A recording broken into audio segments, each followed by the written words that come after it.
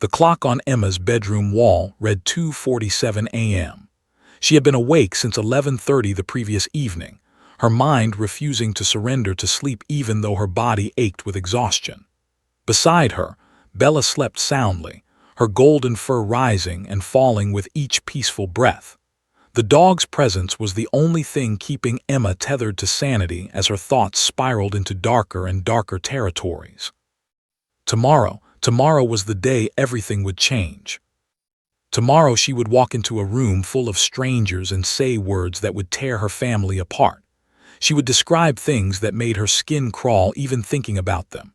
She would look at her uncle, the man who had always been at family dinners, who had taught her to ride a bike, who had smiled at her from across crowded rooms, and she would tell a courtroom that he was a monster, a criminal, a person who had done unspeakable things to her. Emma's chest tightened as panic crept in again, the same panic that had been her constant companion for weeks. She pulled Bella closer, her small fingers threading through the dog's silky coat. Bella's ears twitched slightly at the movement, but she didn't wake. The retriever had an almost supernatural ability to sense Emma's distress and respond to it with unconditional comfort. Even in sleep, Bella seemed to know that the girl next to her was struggling, and she pressed her warm body closer as if to say, "I'm here. You're not alone." The household was quiet except for the rhythmic ticking of the wall clock and the faint sound of rain beginning to patter against the window pane. Outside, a storm was building. Emma could feel it in the humidity that had settled over the city, in the way the wind had picked up earlier in the evening, rustling through the trees with an angry, restless energy. Inside, the darkness pressed in from every corner of the small bedroom. Emma had left her off on purpose. She didn't want the soft glow that usually comforted her. Tonight, she wanted darkness. She wanted to disappear. Her mother had tried to prepare her. Doctor, her therapist, had tried to prepare her. They'd done role-playing exercises where she had practiced speaking about what happened in her uncle's house on those long summer afternoons, when the rest of the family thought she was safely at her cousin's birthday party or at the movies. They'd practiced the answers to questions she might be asked. They discussed what cross-examination meant, how a defense attorney's job was to challenge her story, to poke holes in it, to try to make her seem like she was confused or lying. "They're going to try to make you doubt yourself," Doctor had said during their last session, her voice gentle but serious. "They're going to suggest that you misremembered, that you've been influenced by your parents, that you're confused about what really happened. Your job is to stay grounded in the truth. The truth is what happened to you. Your truth matters." Emma's truth felt impossibly small and fragile. She had remained silent for so long. For almost 2 years she had kept the secret locked inside her chest, a heavy stone that grew heavier with each passing day. She hadn't told because Uncle had made it clear what would happen if she did. He had been very specific about it. "No one will believe you," he'd whispered, his breath hot against her ear, his hand keeping her pinned to the mattress. "And even if they do, your mother will blame you. Your father will never look at you the same way. Everyone will think you did something to make me behave this way. Everyone will think it's your fault." For a long time, Emma had believed him.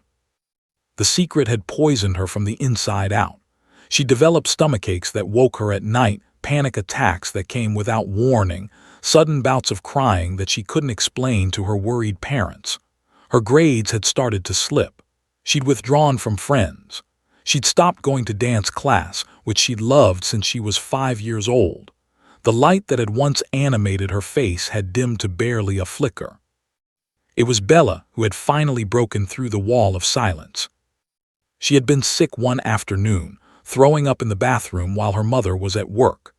Bella had crowded into the small space and had done something unusual. She'd nudged Emma's arm gently, insistently, refusing to leave her side.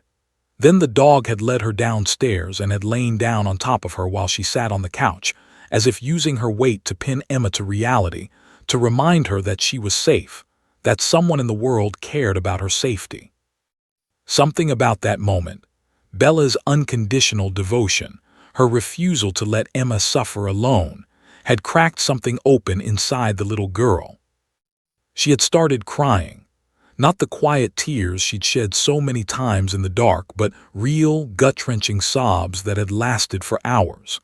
Her mother had come home to find her that way, and although she hadn't asked questions immediately, she'd held Emma and let her cry.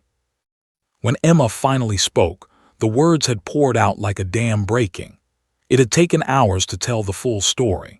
There had been moments when she'd wanted to take it back, to say she'd been mistaken, to protect the family secret that had nearly destroyed her. But Bella had remained at her side the entire time, and somehow that presence had given Emma the courage to keep speaking, to let her truth be heard. The police investigation had followed. The medical examination had confirmed what she'd reported. Interviews with other people had revealed that she wasn't Uncle's only victim. There were others, older now, but carrying similar scars. And now, on this rain-soaked night before everything, Emma lay awake in the darkness with her hand on Bella's side, feeling the dog's heartbeat as if it might anchor her own racing pulse. She thought about tomorrow. She thought about walking into that courtroom. She thought about looking at Uncle across the room and seeing the rage in his eyes when he realized that she had finally broken the silence. Fear was a physical thing present in every cell of her body. But something else was there too, something smaller but no less real. It was a tiny seed of determination, of defiance. Emma had been silent for too long. Tomorrow she would speak, and she wouldn't be alone. Bella shifted in her sleep, moving closer to Emma, as if responding to a need the girl hadn't even voiced yet. Emma closed her eyes, and for the first time in 3 days, sleep began to pull at the edges of her consciousness. As she drifted toward slumber, her fingers still tangled in Bella's fur, she whispered 4 words into the darkness. I can do this. Tomorrow I can do this. Outside, the rain continued to fall, a storm gathering strength before the dawn. The alarm on Maria's phone buzzed at 6:00 a.m. She had already been awake for an hour, staring at the ceiling of her dark bedroom, mentally preparing herself for what this day would bring. She turned off the alarm before it could make a sound. Emma needed sleep as much as she could get. Maria pulled herself out of bed quietly, her body feeling leaden, as if she were moving through water. The house was still sleeping. Outside her window, the storm from the previous night had passed, leaving behind a gray November morning that felt appropriately somber for what lay ahead. Maria made coffee, her hands moving through the familiar ritual mechanically. 1 cup for herself. 1 cup to sit on the kitchen counter, cooling, untouched, because her stomach was too twisted with knots to consume anything. By 7:15 a.m., she went upstairs to wake Emma. Her daughter was curled up against Bella, the dog's golden body wrapped around the girl like a protective shield. For a moment, Maria stood in the doorway and simply looked at them. Her baby. Her beautiful, brave, traumatized baby. In a few hours, Emma would have to stand in front of strangers and recount the worst experiences of her 8-year-old life. The thought made Maria's chest tight with rage at her brother-in-law and fierce protectiveness for her daughter. Emma, sweetheart, Maria said softly, entering the room. It's time to wake up. Emma's eyes opened immediately. She hadn't been sleeping deeply. Her hand was already in Bella's fur before consciousness fully arrived. The dog lifted her head and stretched, sensing the shift in the morning's energy.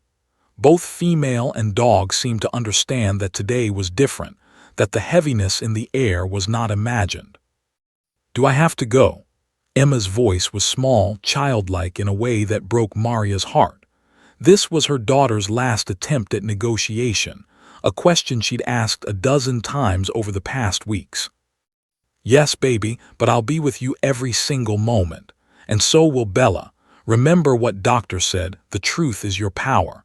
Once you tell it, he can't use silence to hurt you anymore. Emma nodded slowly, though her eyes remained filled with fear. She dragged herself out of bed and went through the motions of getting dressed in the clothes they'd selected together the day before. Simple, dark, modest. Nothing that would distract anyone. Nothing that would make her look anything other than what she was. A child about to testify against someone she trusted. By 8:30 a.m., they were in the car, pulling out of the driveway. Emma sat in the back seat with Bella, her fingers woven through the dog's collar. Maria kept the radio off, letting silence fill the vehicle. The drive to the courthouse took 25 minutes on normal traffic days. Today, it felt like 25 hours. As they navigated the streets of the city, Maria kept glancing at her daughter in the mirror. Emma stared out the window, her small face pale and composed in that eerie way that children sometimes achieve when they're functioning on pure adrenaline. Bella pressed her head against the girl's leg, offering silent comfort. "Remember," Maria said, turning onto the avenue that led downtown, "you don't have to be brave, you just have to be honest. That's all anyone is asking you to do." "What if they don't believe me?" Emma asked, her voice barely a whisper. "They will, because you're telling the truth, and the truth has a weight to it that lies don't have. People can feel the difference." Maria hoped with every fiber of her being that this was true. The courthouse loomed into view suddenly, turning a corner. It was a massive stone building that looked like something from another century, all sharp angles and imposing architecture, designed to intimidate rather than comfort. Gray morning light cast long shadows across the facade, making it look even more forbidding. Emma's breath caught audibly. "Oh," she said simply. "I know," Maria replied softly. "It looks scary, but it's just a building. Inside are people who are going to listen to you, people who want to hear the truth." She turned into the parking lot and searched for a space. That's when she saw them. Reporters and journalists gathered near the courthouse steps like a flock of vultures. News vans were parked along the street, satellite dishes reaching toward the gray sky. This case had drawn attention because of the other victims that had come forward after Emma's initial report. What had started as one child's courage to speak had snowballed into a larger investigation that was now considered newsworthy.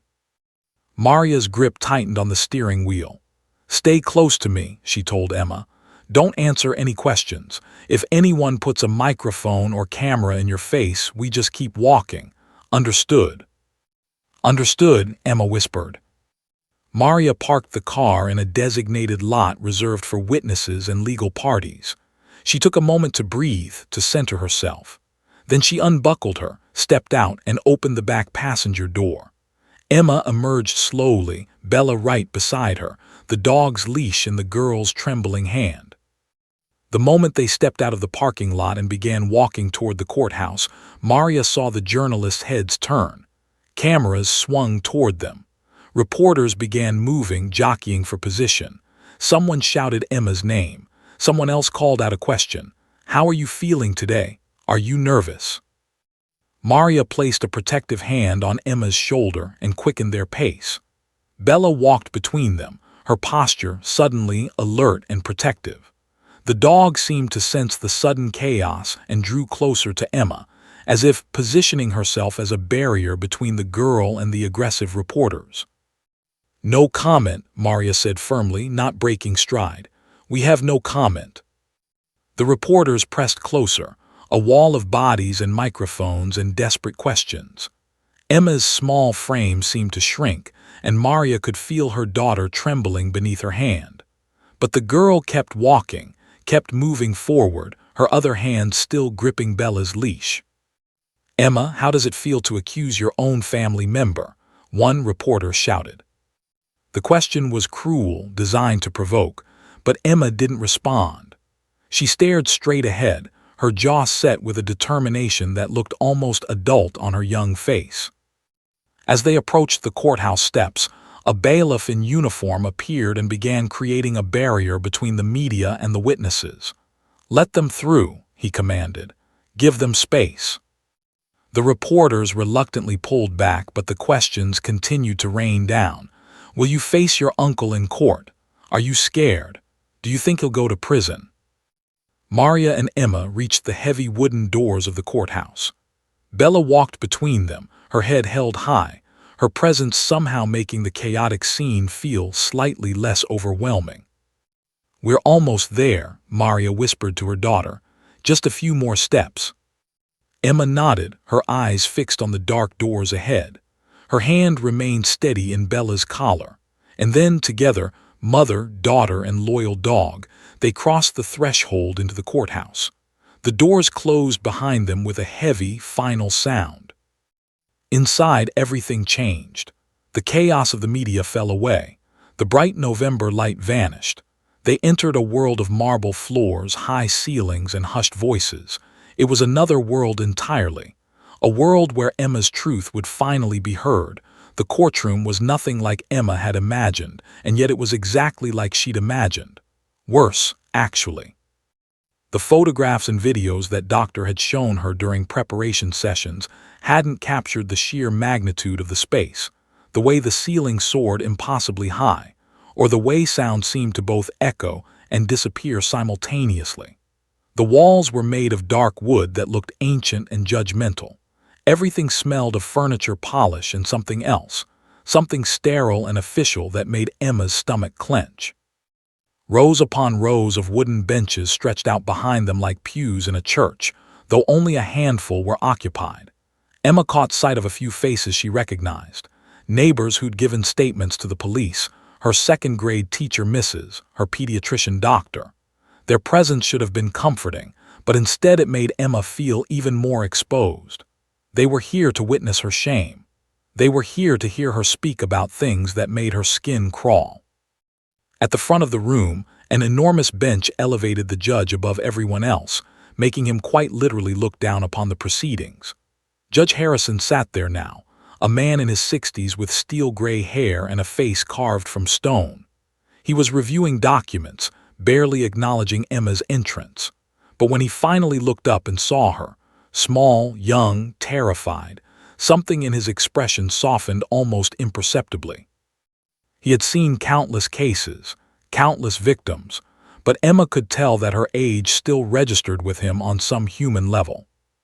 To the right of the judge was the witness stand, a narrow wooden box that seemed to exist on its own island in the center of the courtroom. It was positioned so that Emma would be visible to everyone, the judge, the jury, the attorneys, and most importantly, to her uncle sitting at the defendant's table 20 feet away. That's where Emma's eyes went first, drawn there like a magnet despite every ounce of her will trying to look anywhere else. Uncle sat between his attorney and a court-appointed advocate, dressed in a navy blazer and a white shirt that made him look respectable, trustworthy, innocent. His face was carefully composed, but Emma could see the rage simmering beneath the surface. His jaw was clenched. His knuckles were white where his hands gripped the edge of the table. When his eyes met Emma's, she felt a jolt of pure terror run through her body. He was angry, angry that she had told, angry that she was here, angry that she was about to destroy the perfect image he'd cultivated for the past 42 years. Maria gripped Emma's hand gently. "Look at me," she whispered. "Look at me, not at him." Emma forced her gaze away from her uncle, but her heart continued to race wildly. A bailiff in uniform approached them and gestured for Emma to follow. This was it. This was the moment she'd been dreading and preparing for simultaneously. "The witness needs to proceed to the stand," the bailiff said, not unkindly. "The dog will need to remain beside her during testimony." Emma's legs felt as if they belonged to someone else, someone braver, someone less terrified. But she moved forward, Bella's leash held firmly in her hand. The dog pressed against her leg as they walked, matching her pace perfectly, as if they'd choreographed this moment 1,000 times. In some ways Emma and Bella had practiced this walk in her bedroom, had visualized it, had talked about it during their quiet moments together. The courtroom seemed to grow even larger as they crossed it. Emma was acutely aware of every eye upon her. The jury, 12 men and women sitting in their own designated box, watched her with expressions ranging from sympathy to skepticism. Some of them would believe her. Some of them wouldn't. Some of them would be undecided until the very end. The bailiff helped her climb into the witness stand. It was higher than it had looked from across the room, and Emma's feet dangled slightly once she was seated. She felt exposed, vulnerable, like a small animal caught in a spotlight. Bella immediately positioned herself directly beside the stand, close enough that Emma could reach down and touch her if needed. A court reporter sat at a small desk, her fingers poised over a steno machine. Every word Emma spoke would be recorded, transcribed, preserved forever in official documents. There was no taking anything back. There were no do-overs. The bailiff stepped forward with a Bible. "Do you swear or affirm to tell the truth, the whole truth, and nothing but the truth?"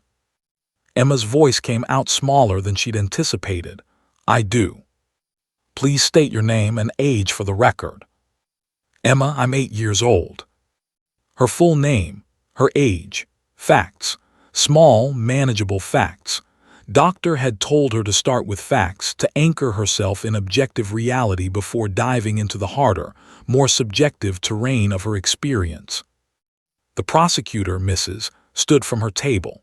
She was a woman in her late 40s with dark hair pulled back in a neat bun and kind eyes that had been hardened by years in the legal system. She'd met with Emma and Maria multiple times to prepare, and she moved toward Emma with purposeful gentleness. "Good morning, Emma. I'm Mrs., and I'm going to be asking you some questions today. Is that okay?" "Yes," Emma said.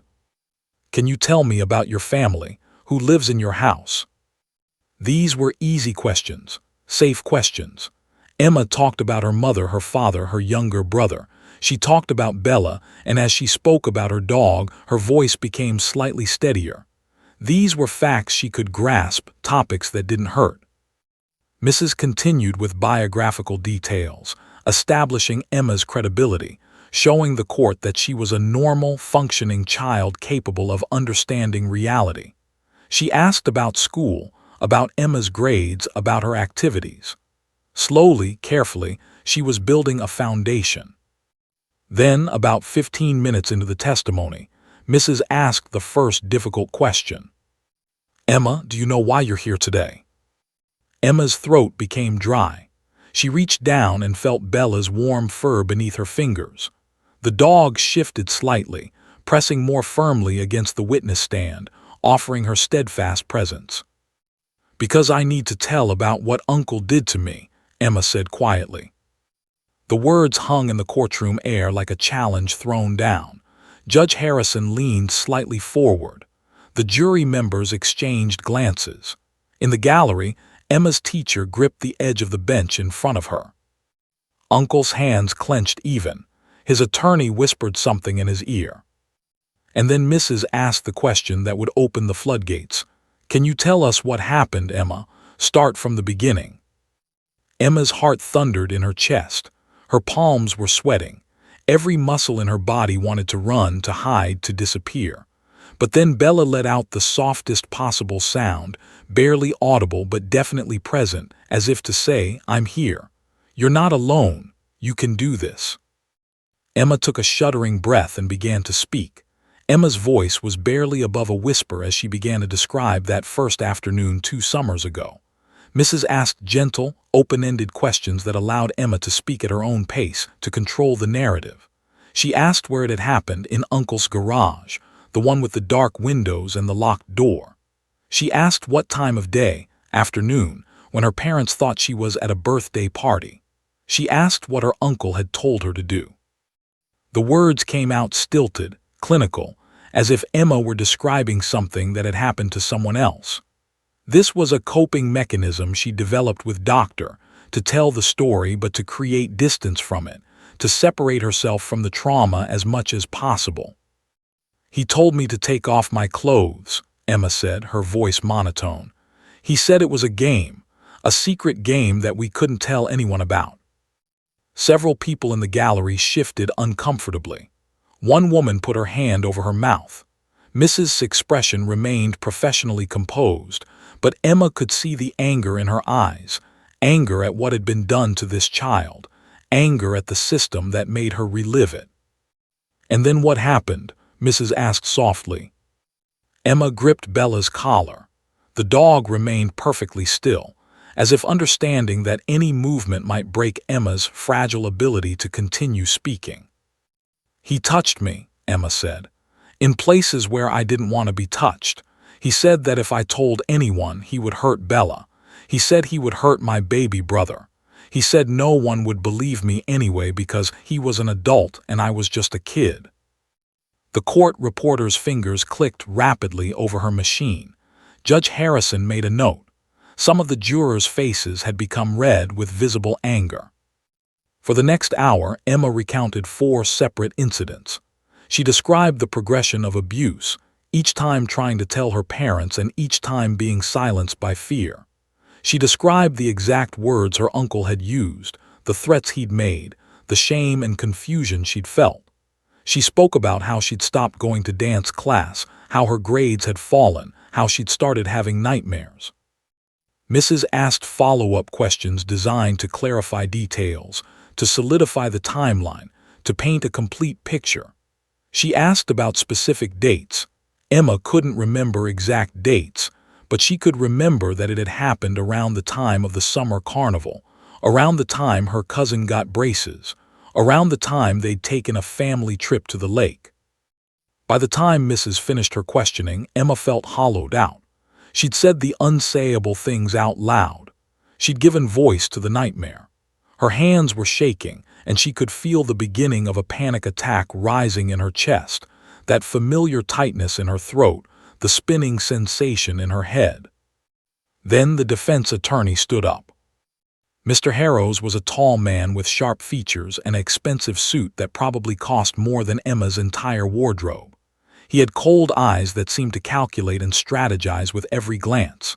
He walked toward the witness stand slowly, deliberately, and even though he wasn't physically threatening, Emma felt threatened. This was a predator of a different kind, a legal predator whose job was to destroy her credibility, to find holes in her story, to suggest that she was confused or lying.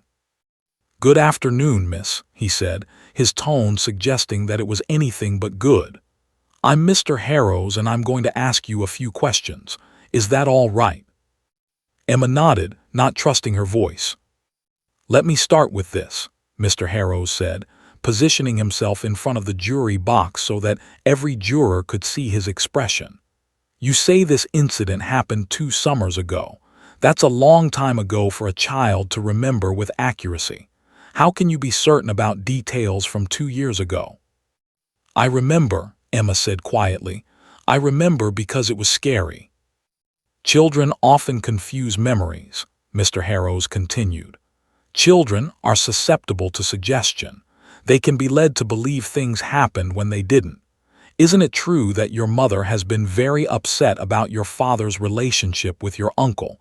Isn't it true that there have been family conflicts?"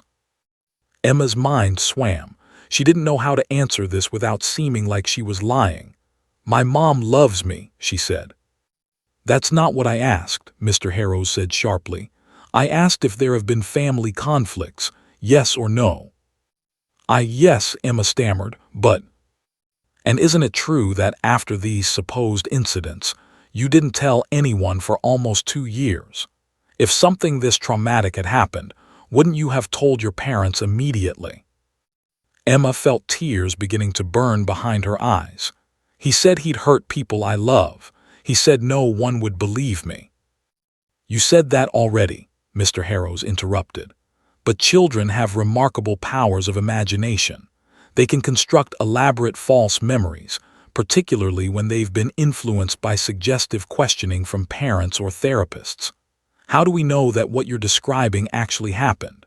How do we know you're not confusing something that your uncle said jokingly or something you saw on television with something that actually occurred?" The questions came faster now, more aggressive. Mr. Harrows was employing a classic defense strategy: plant doubt, suggest alternative explanations, paint the witness as unreliable. He asked Emma to describe the exact layout of the garage, and when she admitted she wasn't sure about some details, he pounced. "You're not sure, but moments ago you were very sure about what happened in that garage. Now you can't even describe it accurately." "I was scared," Emma said, her voice cracking. "I tried not to look at things." "Or maybe you're trying to fill in gaps in your memory with assumptions," Mr. Harrows suggested. Maybe you're remembering things that didn't happen exactly the way you're describing them. Emma's hands began to shake violently. Her breathing became shallow and rapid. Bella sensed the shift in her emotional state and stood up, pressing her body firmly against the witness stand. But even Bella's presence couldn't stop the tidal wave of panic beginning to overwhelm Emma. Mr. Harrows continued, his voice a relentless hammer. Isn't it true that you enjoy being the center of attention, that you like having your mother and teachers worry about you? Isn't it possible that you invented these stories to get attention? No, Emma whispered. No, that's not. Speak up, the jury can't hear you. No, Emma said louder, but her voice sounded weak, uncertain, exactly the opposite of how you sound when you're telling the absolute truth. It happened. I'm not lying. But you've already admitted you can't remember details. You've already admitted that you were confused about the timeline. You've admitted that your mother has had conflicts with your uncle. These are all reasonable explanations for why a confused child might create false memories. Emma felt the room beginning to spin. Her vision was starting to tunnel. The pressure in her chest was becoming unbearable. She wanted to scream that he was twisting her words, that she was telling the truth, that Uncle had done terrible things. But the words wouldn't come. Instead, panic was taking over. Bella moved closer, her front paws coming up slightly as if she wanted to climb into the witness stand herself. The dog's distress was palpable, her entire body tense with the need to protect Emma from this assault. Isn't it true, Mr. Harrows pressed on, that you've been seeing a therapist who has been coaching you about what to say, that you've been practicing your testimony like a script? Emma's hands were shaking so badly she could barely grip the edge of the witness stand. Tears were streaming down her face now, but she wasn't making any sound. She was simply drowning, right there in front of everyone, unable to defend herself against the onslaught. Judge Harrison leaned forward, about to intervene, when Bella did something extraordinary. Emma's vision had narrowed to a single point of focus. Mr. Harrow's mouth moving, words coming out like weapons. She could no longer feel her hands. She could barely feel her body. Everything was becoming distant and unreal, as if she were watching the courtroom scene from somewhere outside herself, a phenomenon her therapist had called dissociation. It was what happened when the mind encountered more trauma than it could process in a single moment. "You're hyperventilating," a voice inside her head whispered. "You're going to pass out. You're going to faint right here on the witness stand, and everyone will think you're lying and Uncle will get away with everything." Mr. Harrows continued his assault, barely pausing for breath. He was a machine designed to break witnesses, to chip away at their credibility until nothing remained but doubt and confusion. "Your therapist, doctor, she specializes in trauma cases, doesn't she? She has an agenda to prove abuse happened. Isn't it possible that she suggested these details to you during your sessions? Isn't it possible that she planted these memories?" "No," Emma tried to say, but her voice came out as barely a whisper. "She didn't. She asked me. She let me tell." "Speak up," Mr. Harrows said sharply. "The court needs to hear your answers. You're mumbling, which makes it seem like you're uncertain. Are you uncertain, miss? Do you actually remember what happened, or are you repeating what you've been told to say?" The room was spinning now. Emma could see Judge Harrison's face becoming blurry. She could see the jurors, but they seemed to be getting farther away with each passing second. The court reporter's fingers continued their rhythmic clicking, capturing every moment of Emma's disintegration. Maria stood in the gallery, her knuckles pressed white against her mouth. She wanted to scream, to object, to physically stop the attack on her daughter. But the rules of the courtroom prevented her from doing anything except watch her child crumble under the weight of aggressive questioning. Mrs. sat at her table, her face a mask of controlled fury. She would get her chance at redirect examination, but only after Mr. Harrows was finished destroying Emma on cross. "Let me ask you this," Mr. Harrows said, walking closer to the witness stand. In all these incidents you described, you claim my client threatened you. But you're alive, aren't you? Your brother is alive. Your dog is alive. So essentially, these were empty threats. Threats designed to frighten a child, perhaps, but ultimately not acted upon. Isn't that a sign that perhaps these incidents weren't as serious or as real as you're making them out to be? Emma opened her mouth to respond, but nothing came out. How could she explain to this man that terror was terrorism whether or not it was followed through? That the threat itself had been the abuse, the fear, the control, the power he'd held over her? "I'm waiting for an answer," Mr. Harrows said coldly. He scared me," Emma managed to say. "That was the point, to scare me, to keep me quiet." "But he didn't actually hurt your brother or your dog, did he?" "No, but—" "So we have no corroborating evidence of these threats. We only have your word, and your word is that of a child who has already demonstrated that she can't remember details accurately, who has been working with a therapist to process trauma, and whose mother has had conflicts with my client." Each word was a hammer strike. Each sentence was designed to plant seeds of doubt not just in the jury's mind, but in Emma's own mind as well. And it was working. Emma could feel her certainty beginning to crumble. Had she remembered it correctly? Had the details been more traumatic in her mind than they actually were? Had she been coached without realizing it? The panic intensified. Emma's chest was so tight now that each breath felt like gasping for air underwater. Her hands were numb. Her feet had lost all sensation. Everything was happening in slow motion and fast forward simultaneously. Time had become a meaningless concept. "I have to ask you something else," Mr. Harrows continued, his voice dripping with false concern. "Is it possible that you misunderstood what was happening? That you were confused about a situation that your uncle meant innocently? Children sometimes misinterpret physical contact. They sometimes mistake innocent behavior for something inappropriate. Isn't that possible?" "No," Emma said, but even she could hear the uncertainty in her voice now. "He knew," he said. "He said what? Please finish your sentence." But Emma couldn't finish. She couldn't speak. She couldn't breathe.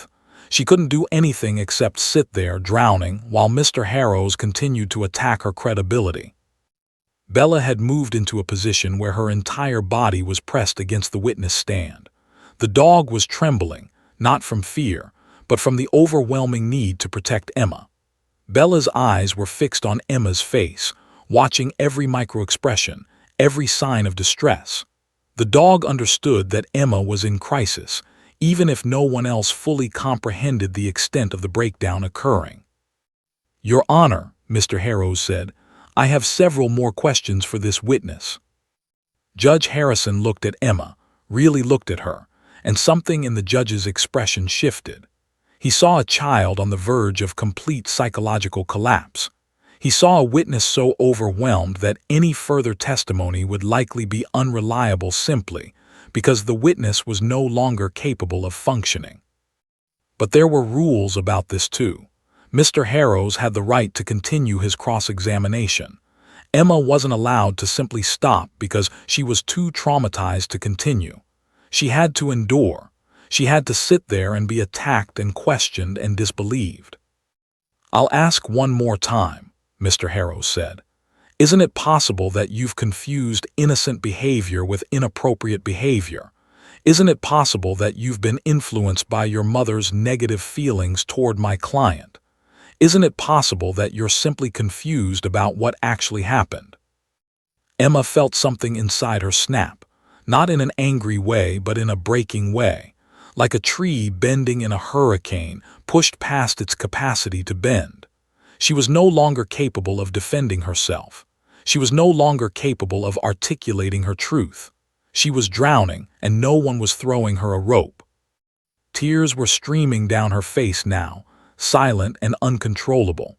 Her shoulders were shaking with sobs she couldn't vocalize. Her hands were shaking so violently that she gripped the edge of the witness stand just to keep from falling apart completely. And then, at the exact moment when Emma felt herself slipping entirely away, when she was seconds away from complete psychological collapse. Bella moved. The dog had been waiting, watching, understanding that her girl had reached her absolute limit. And in that moment, with an almost supernatural certainty about what Emma needed, Bella did the one thing that would change everything. In the deepest part of her panic, when Emma felt herself slipping away entirely, she remembered something Doctor had taught her during their last session before the trial. They had practiced a signal, a simple hand gesture that Emma could use when she felt completely overwhelmed, when her mind and body were shutting down from trauma. "This signal is for emergencies only," Doctor had explained gently, holding Emma's hand in hers. "It's not a sign of weakness. It's a sign that you need help, and Bella will understand exactly what you need when you give that signal." They had practiced it 100 times. Emma would lift her left hand slightly and make a small, subtle gesture, just the slightest movement of her fingers, almost invisible to anyone who wasn't looking for it. Bella had been trained to recognize that signal through months of work with Doctor. When Emma gave that signal, it meant, "I am drowning. I need you to anchor me. I need you to be my lifeline." Mr. Harrows was still talking, still attacking, still hammering away at Emma's credibility and her memories. His words had become almost abstract sounds now, like white noise that filled the courtroom but didn't penetrate Emma's consciousness. She was too far gone, too deep in panic, too lost in her own internal world. But somewhere beneath the panic, beneath the dissociation, beneath the complete psychological shutdown, Emma remembered Doctor's voice. "You are brave, you are strong, you can do this." With what felt like the last ounce of strength she possessed, Emma lifted her left hand. The movement was small, barely perceptible. To anyone watching casually, it might have looked like she was simply adjusting her position. But it was the signal, the emergency signal, the call for help. And Bella understood. The moment Emma's hand moved, something shifted inside the dog. Bella had been trained for this moment, had waited for this exact signal, but now that it was happening, her response came from somewhere deeper than training. It came from the soul-deep connection between a girl and her dog, from the bond that transcended normal human-animal relationships. Bella rose smoothly to her feet, but she didn't move away from the witness stand. Instead, she positioned herself directly in front of Emma and placed her front paws on the edge of the stand, raising herself up so that her entire body pressed against Emma's leg. Then, in a movement that was both protective and infinitely gentle, Bella placed her head directly on Emma's lap. The dog's warm, golden head rested there, heavy and real and absolutely present. Bella's brown eyes looked directly up into Emma's face, and in that gaze was an ocean of love and devotion and unwavering loyalty. The dog wasn't performing. There was nothing theatrical about this moment. Bella was simply doing what she had been trained to do and what she understood on a cellular level that she needed to do. She was giving Emma her entire presence, anchoring her to reality, refusing to let her slip away. The courtroom fell absolutely silent. Not gradually, not slowly, completely, instantly silent. Even Mr. Harrow stopped mid-sentence. His mouth was still open, mid-word, but no sound came out. The gavel that Judge Harrison was about to use froze in his hand. The court reporter's fingers stilled over her machine. Every eye in the courtroom turned to witness the moment. And in that silence was the raw, undeniable truth that everyone could feel but no one could articulate. In that image, a small girl with tears streaming down her face, gripping the edge of the witness stand, with a loyal dog's head on her lap and the dog's eyes communicating everything that needed to be communicated. Everyone in that courtroom could see something incontrovertible. They could see a child in genuine trauma. They could see authentic pain. They could see the bond between a traumatized child and the animal who loved her unconditionally. This wasn't a performance. This wasn't a coached response. This was raw, real, devastating truth made visible. Emma felt Bella's weight against her leg. She felt the dog's soft fur beneath her trembling hands. She felt Bella's solid presence anchoring her back to the moment, back to reality, back to her body. The dissociation began to lift. Her breathing, which had been rapid and shallow, began to deepen. The spinning sensation in her head began to slow. Bella didn't move. The dog simply stayed there, completely still, her entire being focused on Emma, offering nothing but presence and love and the silent but unmistakable message, "I believe you. I'm here. You're safe." Judge Harrison slowly set down his gavel. He leaned back in his chair, his stern face transformed by something that looked like profound emotion. He had presided over hundreds of cases. He had seen countless witnesses, but he had never seen anything quite like this moment. Several members of the jury had tears in their eyes now, not tears of pity but tears of recognition, tears of witnessing truth so pure and so painful that it couldn't be or questioned or attacked.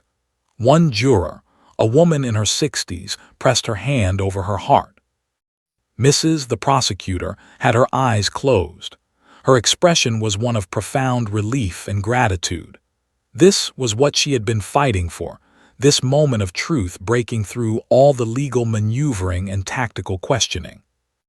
Mr. Harrows remained frozen, his aggressive demeanor completely shattered by the raw humanity of what he was witnessing. For just a moment, beneath the professional armor of his role as defense attorney, something human flickered across his face. Something that suggested he understood, in that instant, the enormity of what had happened to Emma and the cruelty of what he had been doing to her on the stand. Emma took a deep, shuddering breath, and something shifted inside her. The panic didn't disappear entirely.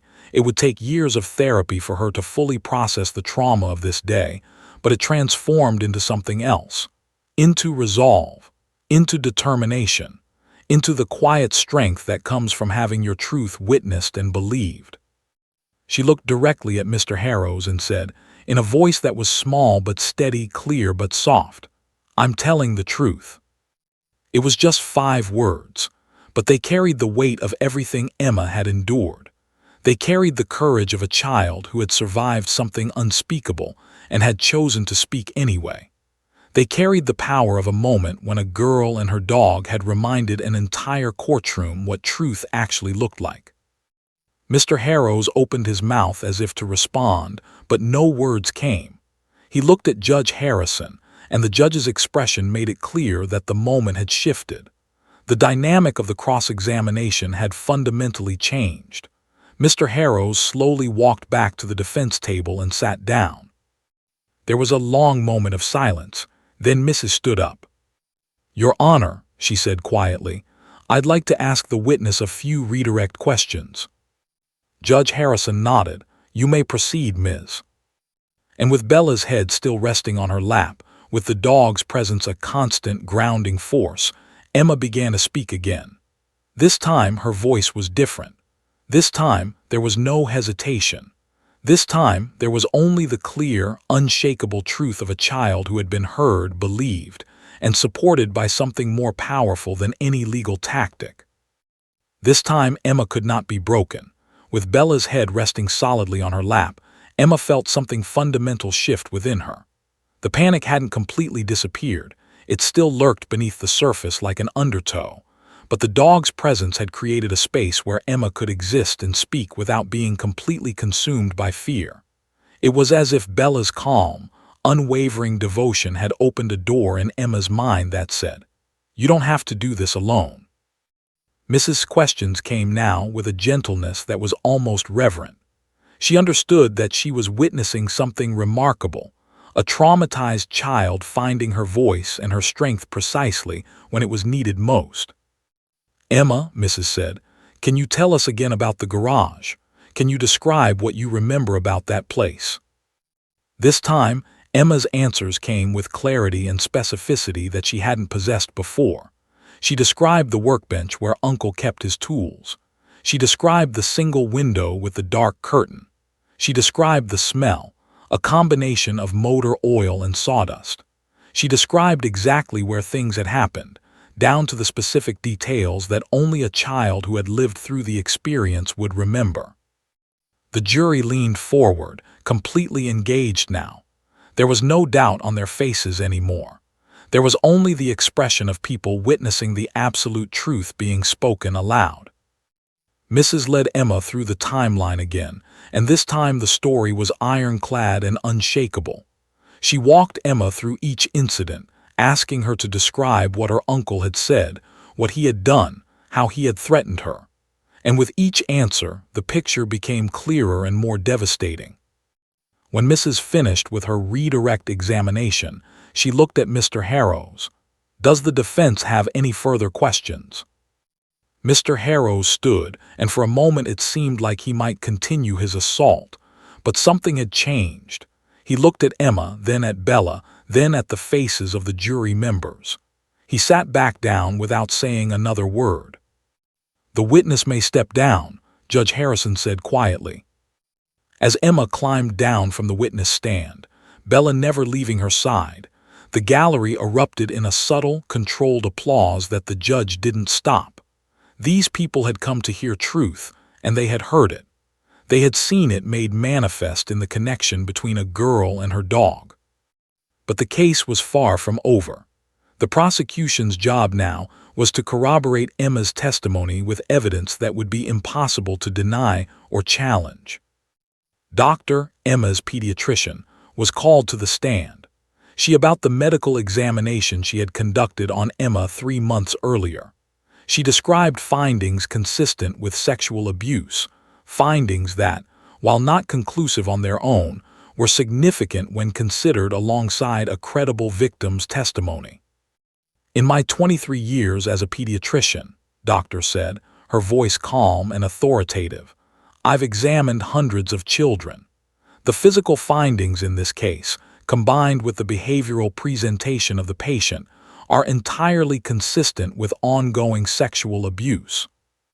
The jury listened carefully as Mrs. walked Doctor through the medical evidence. There were photographs, clinical, unemotional, and absolutely damning. There were lab results. There was detailed medical testimony about what certain findings indicated about the nature and timeline of the abuse. Then came Mrs. Emma's therapist. She about Emma's initial session, during which Emma had disclosed the abuse. She about the behavioral and psychological indicators of trauma that she observed in Emma's presentation. She about the specialized trauma training that had informed her therapy approach, and about the careful, non-suggestive methods she had used to help Emma process her experiences. "I want to be very clear," Doctor said, looking directly at the jury. "In my sessions with Emma, I never suggested what happened. I never asked leading questions. My role was to create a safe space for Emma to speak about her experiences in her own words, at her own pace. Every detail she disclosed came from her own memory and her own narrative." Mr. Harrows attempted to suggest that Doctor's trauma expertise meant she had unconsciously biased Emma, but Doctor's responses were clear and professional. She was seasoned at testifying, and she didn't fall into his traps. She simply spoke the truth.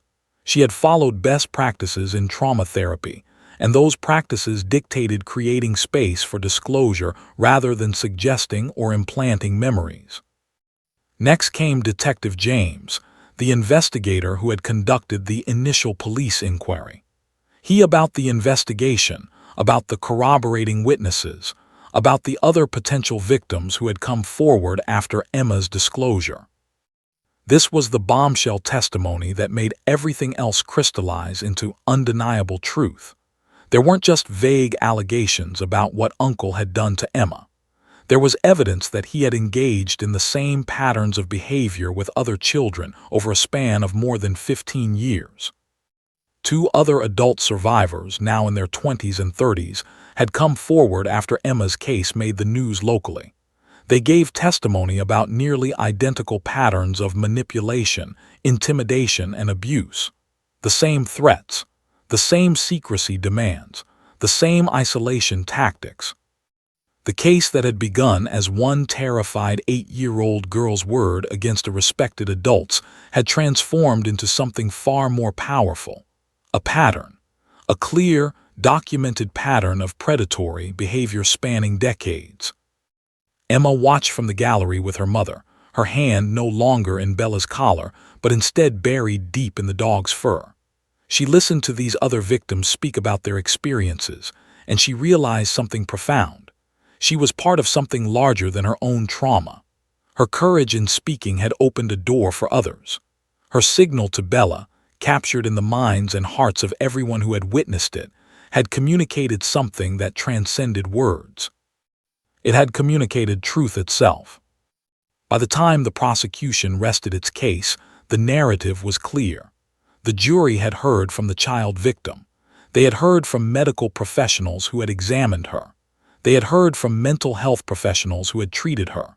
They had heard from law enforcement who had investigated. And they had heard from other victims who had experienced remarkably similar abuse at the hands of the same perpetrator. Mr. Harrows presented his defense, which relied primarily on character witnesses who to Uncle's general good reputation and his lack of prior arrests. A few family members that they had never witnessed any inappropriate behavior. His defense essentially boiled down to, this man is respected in the community, so these allegations can't possibly be true. It was a thin defense against the mountain of evidence that had been presented. Mrs. delivered her closing argument with the gravity it deserved. She talked about the courage it takes for a child to testify. She talked about the corroborating evidence. She talked about the pattern that had emerged, not just from Emma's experience but from multiple victims spanning years. The defense wants you to believe, Mrs. said, looking at each jury member in turn, that this respected community member somehow fooled everyone, his family, his neighbors, his friends, while engaging in this secret predatory behavior. But the evidence tells a different story. The evidence shows a calculated predator who knew exactly what he was doing and how to get away with it. Until now. Until Emma found the courage to speak. She paused, and everyone in the courtroom thought of that moment. The signal, the dog, the undeniable truth made visible.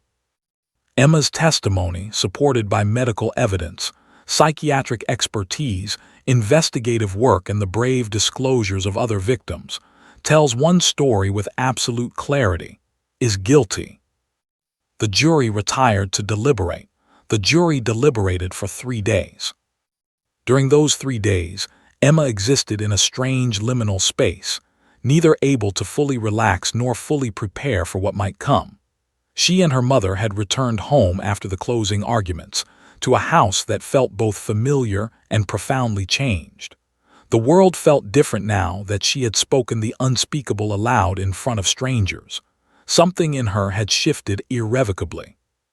Bella remained by her side through every moment of waiting. The dog seemed to understand that something was still unresolved, some final reckoning still pending.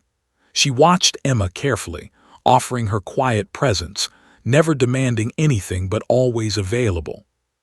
On the afternoon of the 3rd day, the court called them back. The jury had reached a verdict. Emma sat in the gallery between her mother and her father who had arrived from out of state as soon as Emma's testimony had concluded, who had listened to every word his daughter had spoken, and whose face had transformed from shock to anger to profound protection. Maria gripped Emma's hand. Emma gripped Bella's collar. The jury filed in. Emma had learned enough from Doctor to understand that jury members who look at the defendant often convict, while jury members who look away often acquit. These jury members looked directly at Uncle.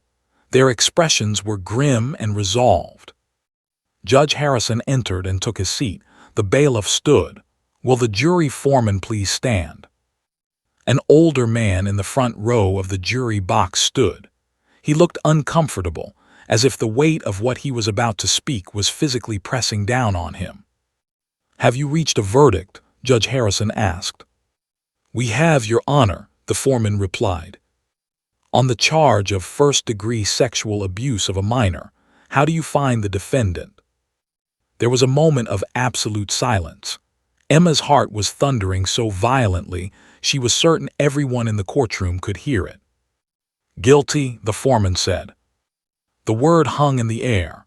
Guilty. He was guilty. Uncle, who had everything, who had sat in that courtroom day after day with an expression of wounded innocence, was guilty. On the charge of second-degree sexual abuse of a minor, count 1. How do you find the defendant? Guilty. Count 2. Guilty. Count 3. Guilty. With each guilty verdict, another layer of responsibility landed on Uncle's shoulders. His face had gone pale. He was gripping the edge of the defense table, his knuckles white, his composure completely shattered. There were 7 counts in total, 7 guilty verdicts. 7 times the jury had believed Emma's truth over his denial. When the final verdict was read, guilty on the count of threatening a minor, Emma felt her mother grip her hand so tightly that it almost hurt. But it was a good pain. It was the pain of release. It was the pain of truth being acknowledged. Judge Harrison looked directly at Emma. There was something in his gaze that communicated acknowledgement, respect, and a kind of profound sorrow at the reality that this had been necessary, that a child had been forced to go through this ordeal to achieve justice. The court will reconvene for sentencing in 4 weeks, Judge Harrison announced. The defendant is remanded into custody pending sentencing. As bailiffs moved to take Uncle into custody, Emma watched him look at her one final time. There was rage in that look and a kind of desperate, furious disbelief. But there was also understanding. He knew now that she had won, that her truth had prevailed, that his secret was no longer a secret. Emma turned away from him and looked down at Bella. The dog was looking up at her with those warm brown eyes, and Emma understood in that moment something she would carry with her for the rest of her life. She had not been alone in this. She had never been alone. Bella had been with her every step of the way, not just physically present but spiritually anchoring her, emotionally supporting her, reminding her that she was loved and believed and worthy of protection. The courtroom erupted in controlled applause again. People stood up. Mrs. was crying, but they were tears of relief and justice. Doctor was watching Emma with an expression of profound pride. Detective nodded solemnly. In the days that followed, something remarkable began to happen. Emma's case, which had been covered locally, began to receive broader attention. News outlets picked up the story. What started with local reporters became regional coverage and eventually national interest. But what captured people's hearts most was the image that had been captured by a courtroom sketch artist during the moment when Bella placed her head on Emma's lap. That single image, a little girl in crisis being stabilized by her dog's unwavering presence, was shared across social media, published in newspapers, used in legal discussions about trauma and testimony. The image communicated something that words couldn't quite capture. It communicated the power of connection. It communicated the reality of trauma. It communicated the possibility of healing through love and presence. Months after the trial concluded, with Uncle sentenced to 12 years in prison, Emma began to notice the ripple effects of what had happened. The courthouse in her state implemented new policies allowing certified emotional support animals to accompany child witnesses during testimony. Legal professionals began discussing the intersection of trauma-informed practices and courtroom procedure. Child advocacy organizations reached out, asking Emma and her mother if they would be willing to share their story. Emma, with her mother's guidance and her therapist's support, made the decision to speak publicly about her experience. Not all the graphic details. Some trauma was too personal to share with the world, but the broader narrative. She talked about being silenced and finding her voice. She talked about the courage it takes to speak truth when you're terrified. She talked about Bella, and about how sometimes our greatest strength comes not from within ourselves alone, but from those who love us unconditionally and stand beside us when we need them most. Bella became something of a local celebrity. The dog's role in Emma's case had captured people's imaginations because it spoke to something universal about human-animal bonds, about the healing power of unconditional love, about the ways that presence and devotion can communicate what words cannot. 1 year after the trial, Emma sat in doctor's office. She was still working through the trauma. There were still nightmares sometimes. There were still moments when a certain smell or sound would transport her back to that garage, back to those moments she'd rather forget. But something had changed fundamentally. "How are you feeling?" Doctor asked, the same opening question she'd asked dozens of times before. "Better," Emma said, and she meant it. "I still have bad days, but I have more good days now. And I know that what happened wasn't my fault. I know that I did the right thing by speaking about it." "And Bella?" Doctor asked, watching the dog who lay at Emma's feet, occasionally lifting her head to check on the girl. "She saved me," Emma said simply. "Not just in the courtroom. She saved me by loving me when I didn't know how to love myself anymore. She saved me by never leaving, no matter how dark things got." Doctor smiled. "Your story is saving other children now too. Do you understand that?" Emma nodded. She did understand. Since Emma's case had gone public, 3 other children had come forward with accusations against different perpetrators. The public conversation about how to support child witnesses had shifted. Policies had changed. Perspectives had evolved. One traumatized 8-year-old girl, with one loyal dog, had changed the way her entire legal system approached child testimony and trauma. As Emma left doctor's office that day, Bella walking beside her with that same steadfast presence that had carried her through the darkest moments of her life, she understood something profound. Trauma had tried to silence her. Fear had tried to silence her. A predator had tried to silence her. But Emma had found her voice, and in finding her voice, she had given voice to countless others. The courtroom had fallen silent when a little girl gave a hidden signal to her dog. But in that silence, the most powerful sound in the world had emerged.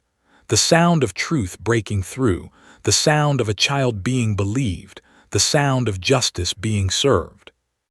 And that sound would echo forward, changing lives and policies and hearts for years to come.